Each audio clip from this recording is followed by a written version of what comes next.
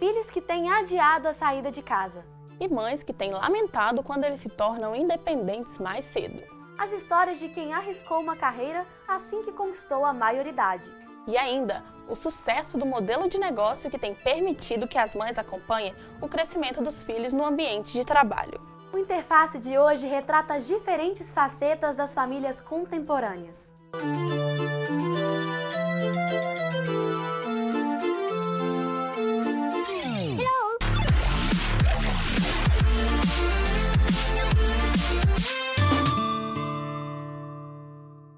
Imagina só, conviver com uma pessoa por anos, se doar por inteiro e, de repente, ela resolver ser independente para construir uma vida longe da casa dos pais. O que parece algo mais que normal no ambiente familiar, em alguns casos pode gerar a síndrome do ninho vazio, ainda pouco conhecida, mas comum na sociedade contemporânea.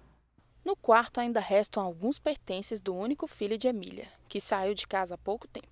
Embora sempre tenha prezado pela liberdade e autonomia de cada um da família, a situação inédita trouxe reações até então inesperadas. Trabalho de manhã e à tarde. Simplesmente de manhã, quando eu não aguentava levantar, não levantava, não dava satisfação, não ia para a escola e nada. E ficava naquela amargura, naquela tristeza, naquele choro. Eu adorava vir trabalhar, porque eu chego 6 horas, trabalho 2 horários. Eu adorava chegar rápido em casa e ficar, no meu canto. Eu passei a ter nojo, nervo, choro, eu não aguentava entrar dentro de casa. A mudança de comportamento já era o indício de um problema. Emília foi diagnosticada por um psiquiatra com a síndrome do ninho vazio. A pedagoga, que está em tratamento, precisou ser afastada do trabalho por não ter condições de estar em sala de aula. Desde a saída do filho, foram vários sintomas depressivos. É uma angústia diferente. É uma angústia de morte. Eu pensei que... Não, falei assim, não, agora eu vou embora mesmo. Não tem jeito. Uma sensação de inutilidade, uma vontade de nada. Não pensei em suicidar, não. Mas teve um dia que eu passei a noite em claro, eu falei assim, se não for pelo meu filho, eu não ia estar aqui agora, não. Segundo esta psicóloga, a síndrome do ninho vazio pode ser difícil de ser diagnosticada. Além de ser pouco conhecida, ela pode ser mascarada por reações consequentes de outros problemas. Às vezes, a mãe, que está passando por essa situação, vai ao médico, se queixa de dor muscular mesmo, fala que está muito triste, está chorosa, e aí o médico às vezes fala, está com depressão, diagnostica com depressão, quando no caso dela pode ser a síndrome do ninho vazio. Eu senti dor no corpo, eu senti dor aqui, como que fala aqui? Assim nessa região do pescoço, na perna. Eu deitava e achava que eu ia dormir, ficava com a perna doendo, perna pesada. E dor de cabeça, coisa que eu não tinha. Às vezes, eles não sabem, que essa dor física vem por causa da síndrome do ninho vazio. Coincide, com outras coisas que acontecem ao mesmo tempo. O sofrimento causado pela síndrome do ninho vazio não se relaciona somente à solidão e à saudade dos filhos, mas também à falta de preparação dos pais para esse momento, principalmente no caso das mães, que são as que mais sofrem com essa situação. Depende da forma como cada um do casal vai administrar suas emoções. Então a gente encontra uma queixa maior mesmo relativa às mulheres, às mães. Elas sofrem um pouco mais do que os pais, pela dinâmica da subjetividade, da mulher lidar com a subjetividade de uma forma bem diferente do que o homem, Mas a síndrome do ninho vazio, ela acontece em todo tipo de família. Embora não pareça, a síndrome do ninho vazio já é muito comum entre as famílias. Porém, ainda há poucos estudos na área. E apesar da falta de informações, especialistas indicam que a melhor forma de se tratar é mudando os próprios hábitos. O casal reconstruir a sua rotina, reconstruir a sua vida. Procurar novos sentidos para a existência deles. Seja ajudar na criação dos netos, seja procurar formações educativas, acadêmicas, atividade física, vivência social e coletiva. Isso tudo vai minimizar esse transtorno da casa tão sem ninguém, né? Você tira esse peso de ser mãe, eu tenho que cuidar o tempo inteiro, e para ser cuidada, né? Então, assim, os filhos até podem inverter um pouco esse papel e passar a cuidar da mãe, do pai, chamar para almoçar, para receber, né? Arrumar a casa para receber. Então, isso é só a pessoa focar nisso. O que ela ganha também, que não é só uma coisa ruim que a síndrome traz, né? Quando passa o momento da dificuldade, da saudade muito grande que você sente, acaba você tirando coisas boas disso. As mulheres já somam 43% da população economicamente ativa do Brasil. Mas para muitas delas, a inserção no mercado de trabalho esbarra no desafio da maternidade. O ideal seria poder juntar as duas coisas. E não é que dá? Não só para as mulheres, mas para os homens também. Pensando na família contemporânea, alguns espaços têm promovido essa junção, como é o caso do Jobly, o primeiro coworking familiar de Minas Gerais. E é sobre essa curiosidade que a gente conversa agora com o Alex Duarte, engenheiro e CEO do Jobly Coworking. Seja bem-vindo, Alex. Obrigado. Bem-vindo. Bom, para início de conversa, qual é a proposta de um coworking familiar? Um coworking familiar, ele tem um propósito de permitir que os pais consigam conciliar, né, trabalho com família. Então, qual que é a ideia? O pai vai trabalhar, o pai ou a mãe, eles vão no ambiente para poder trabalhar enquanto ficam perto dos filhos. Isso não precisa ser uma escolha, né? O pai ou a mãe não precisa deixar de ir trabalhar para poder acompanhar o crescimento dos filhos. Então, é a ideia de juntar as duas coisas. A gente sabe que isso já está numa demanda muito crescente fora do Brasil, né, Carol? E aqui, como é que tem sido a demanda no Brasil desse coworking? A demanda também tem aumentado muito e eu associo essa demanda a dois fatores. A primeira é a utilização de um coworking mesmo, dos benefícios que ele traz, não só para os pais, mas todos os tipos de profissionais. O custo-benefício é muito grande. E aí, associado a um segundo fator, que é essa necessidade dos pais, que os pais têm hoje de acompanhar o crescimento do filho, né? E não ter que ser uma escolha, deixar de trabalhar para poder acompanhar, ou deixar de acompanhar para poder trabalhar. Então, esses dois fatores. É uma novidade aqui em Minas também, né? Como é que tem sido aqui a procura, a demanda aqui em Minas Gerais? A demanda tem sido cada dia mais crescente. Ela começou muito forte em São Paulo e aqui em Minas, com o Jobly, como é o primeiro coworking familiar de Minas Gerais. Então, ainda é uma novidade, as pessoas não conhecem muito, foi inaugurado tem pouco tempo e cada dia mais a gente tem recebido ligações, visitas, as pessoas muito interessadas em trabalhar num local como esse. E além de São Paulo, você sabe quais outros locais do Brasil que já tem um coworking familiar? Ele tem no Rio Grande do Sul, em Brasília também, alguns já estão começando lá.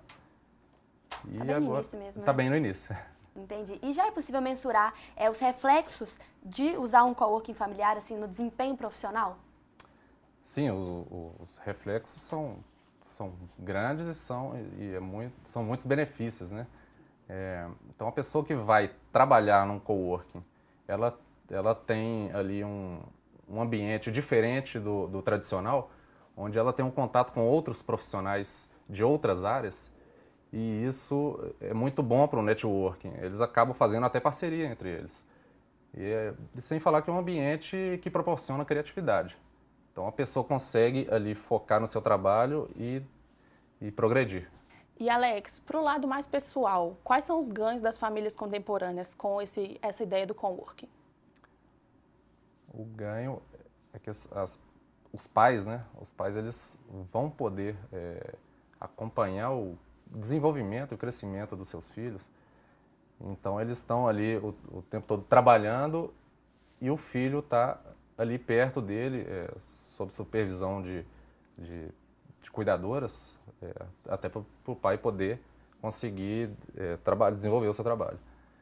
E isso tem um ganho muito bom, até na socialização dos filhos, que eles participam ali, ao invés do pai trabalhar em casa sozinho com o filho lá, ele tem um networking do trabalho, e o filho, ele tem uma socialização ali com outras crianças.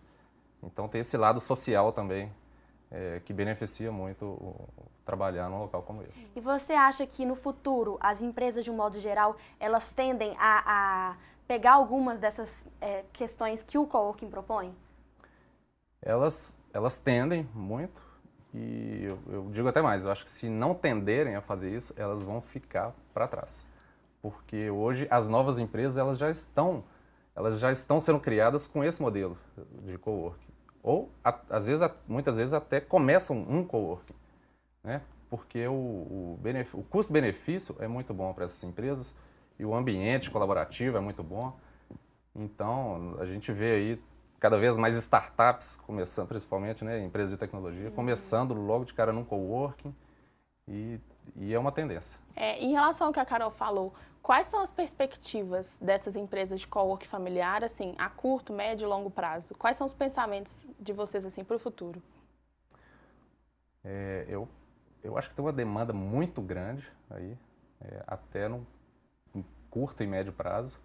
Então, a perspectiva é que tenha, mesmo numa cidade de Belo Horizonte, tenha vários coworks como esse, até por questão de logística, né?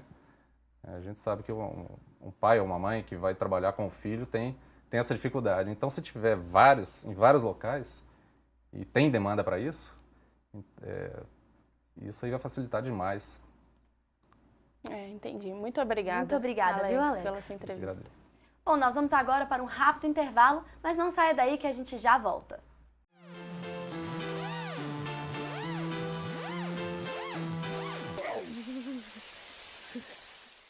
Uma certeza que a gente tem é que os filhos um dia vão sair de casa, né? Porque a gente não cria filho para ficar embaixo, né, das nossas asinhas. Eles têm que alçar voos, né? Então a gente tem que estar preparado para quando essa hora chegar.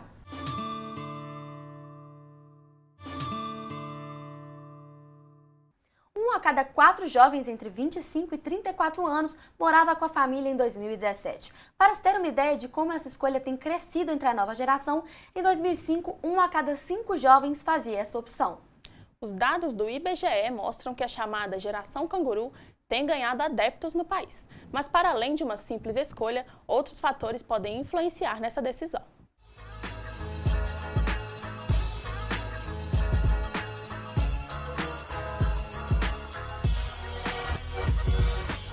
Já foi a época em que os jovens seguiam uma norma pautada numa idade certa para adquirir a independência e sair da casa dos pais. Hoje, a cultura do casamento e a pressão pelo sucesso profissional estão mais relativos com as mudanças da sociedade moderna. E se alguns padrões sociais perderam espaço, ganhou volume a chamada geração canguru.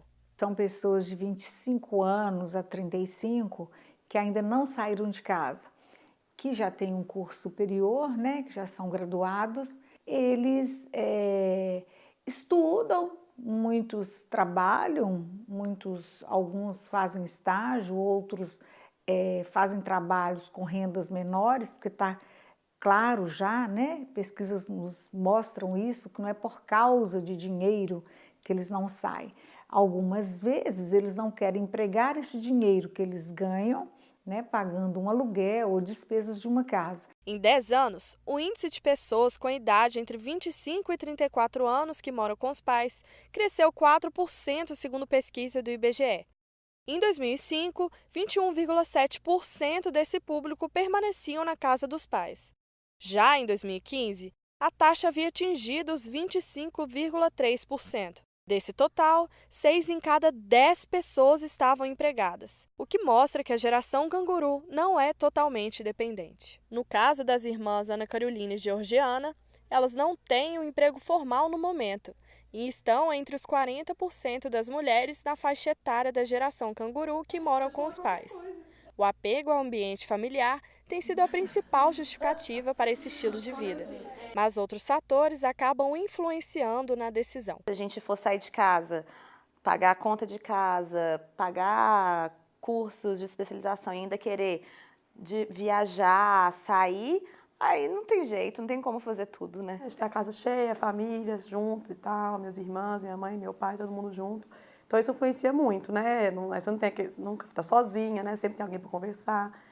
E também os custos, né? Que é muito importante, né? Meus planos é sair de casa só quando eu tiver constituído minha família, quando eu estiver casada, meu marido, meus filhos, né? Aí meus planos é esse, sair de casa, até porque acho que a gente foi criado assim, né? Minha mãe criou a gente assim, sair de casa só quando estiver casada mesmo. Essas famílias estão com uma dificuldade enorme de se direcionarem para o limite, para se colocarem nesses papéis anteriormente muito simples, né? E eles repetiam o que o pai, o avô fez e essa geração está muito em dúvida, está bastante misturada isso aí. E a decisão de não sair de casa nem sempre parte apenas dos filhos. Em alguns casos, os pais dão aquela forcinha, principalmente nas famílias menores. As famílias hoje vivem mais ilhadas, né, na sua própria estrutura, exceto o pessoal que mora em vilas, etc., que ainda a avó compartilha muito, vizinhos e parentes compartilham muito. Mas isso traz com que um buraco, uma lacuna, para que se unam, se juntam, aí eu ponho na bolsa, né? O canguru é muito isso, porque eu não tenho muito mais ninguém.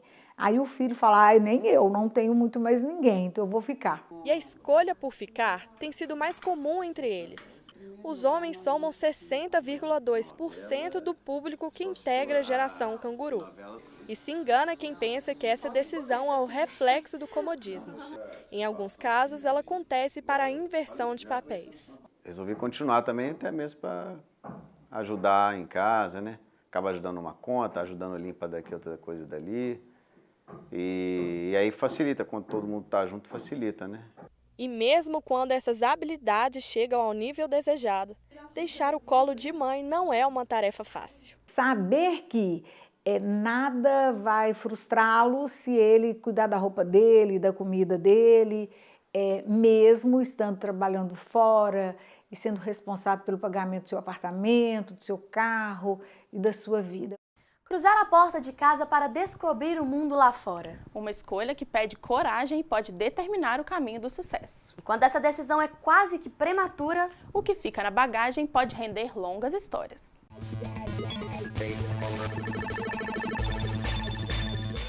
Bom, meu nome é Moisés, eu tenho 36 anos e eu sou gerente de um hotel.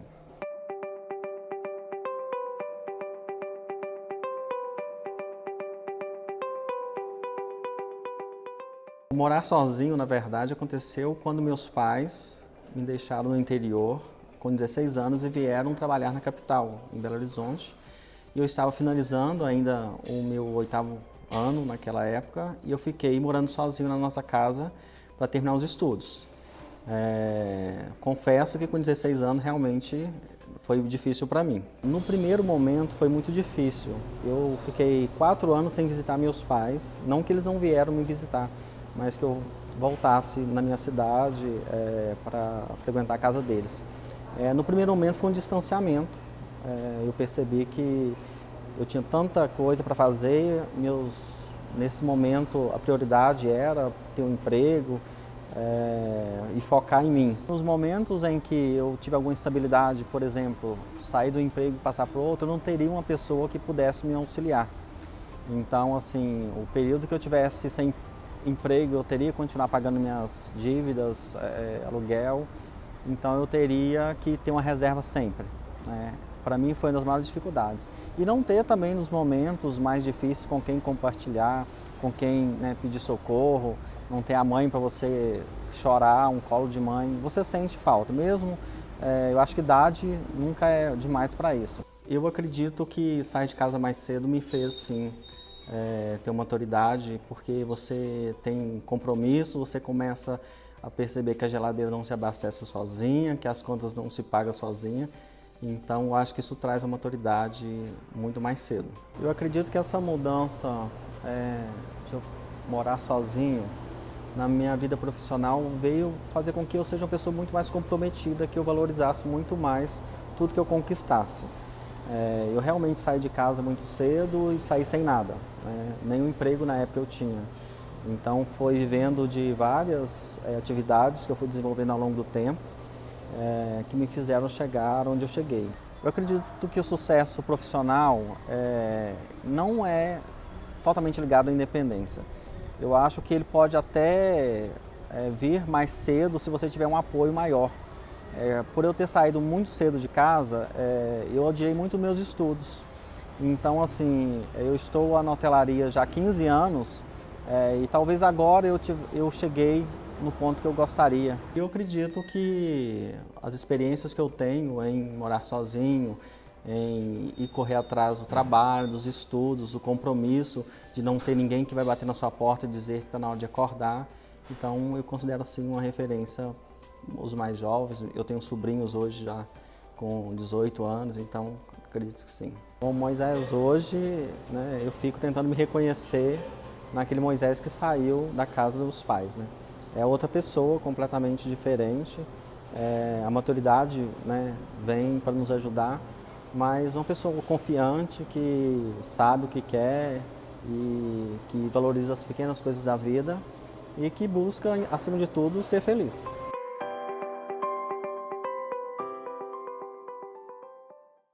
Um patrimônio ambiental no coração de Belo Horizonte. 3 lagos, um teatro e muitas espécies da fauna e da flora. E é em meio a essa moldura que o retrato da família não perde o seu lugar. E podem passar anos e anos que algumas coisas parecem que nunca vão mudar.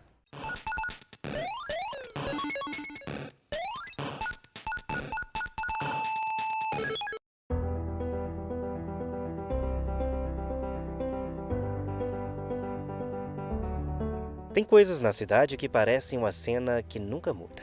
Sabe a sensação de um replay?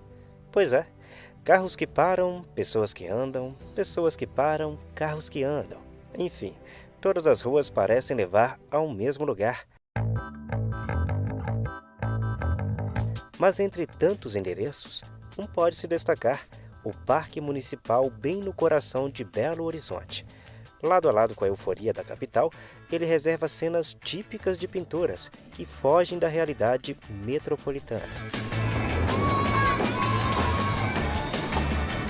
E não é um simples passeio, é o encontro com a tranquilidade, com as gerações, no movimento da vida que se renova nos pequenos passos, que ganha horizonte nos remos, que gira na velocidade das coisas, contrariando a velocidade do mundo.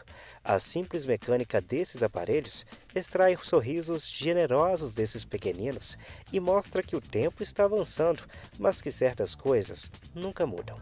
Ensinar o filho a descobrir o mundo é uma delas, e descobrir o mundo com os filhos é outra também. Não é um simples piquenique, não é uma simples brincadeira, é na verdade um pause, difícil de executar na dinâmica das ruas, em qualquer dia e em qualquer lugar. Aqui, o tempo parece não passar e tudo ganha o respiro dessa ingenuidade de quem nasce entre as mudanças e que novas mudanças vão provocar. Gerações e gerações, entre famílias e famílias, uma renovação inevitável que apenas a fotografia é capaz de congelar. Mas certas coisas nunca mudam, só mudam a intensidade e o lugar. O Interface de hoje fica por aqui, mas na semana que vem a gente tem um novo encontro. Enquanto isso, você pode conferir este e outros programas no canal do YouTube das TVs que veiculam este programa. Curta e compartilhe com a galera. Tchau!